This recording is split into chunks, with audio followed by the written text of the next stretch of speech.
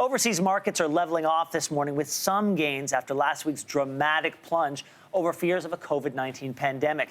We turn now to Brett House, Vice President, Deputy Chief Economist at Scotiabank, to give us the financial facts. Great to see you this morning. Good morning. Okay, so the markets had their worst week since the 2008 financial crisis. The Toronto Stock Exchange was even flooded by orders and shut down.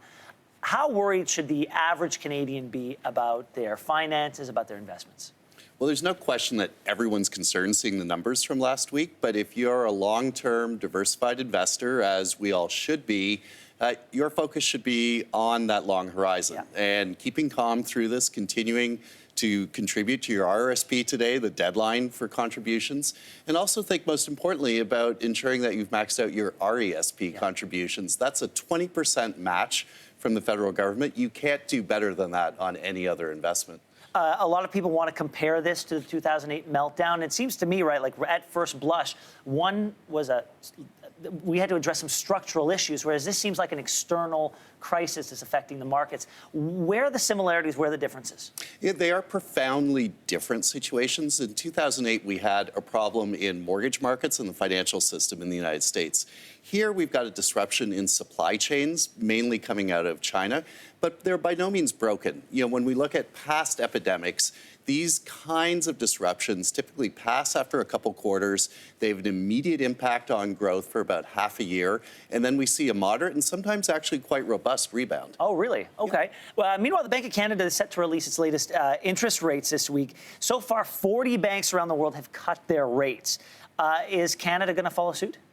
We think so, but not just based on the outbreak of the coronavirus. We've seen weakness in the Canadian economy from the end of 2019 in data that suggests that there is softness in a variety of sectors. And so we've been calling for a rate cut at this meeting to give business a little more support for some time. So coronavirus is really just kind of icing on that call.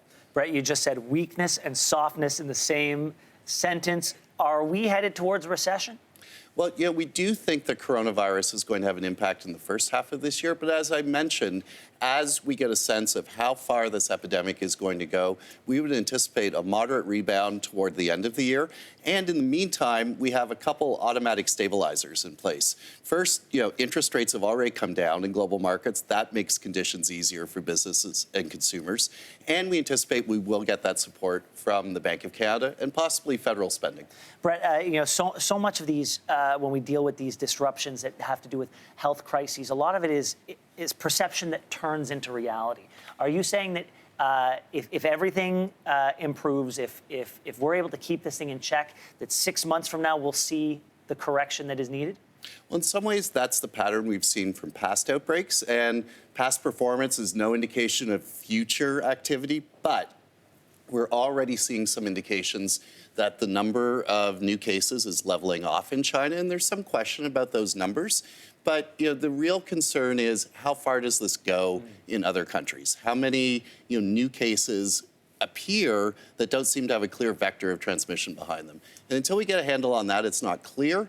But once we do, that's the point where we think some of the sell-off that we've seen starts to be curtailed. Brett House, thank you so much. Always great to start the week armed with facts. We appreciate it. Good to speak. Thanks for watching. If you like this, be sure to subscribe here. And you can check out more Your Morning videos right here.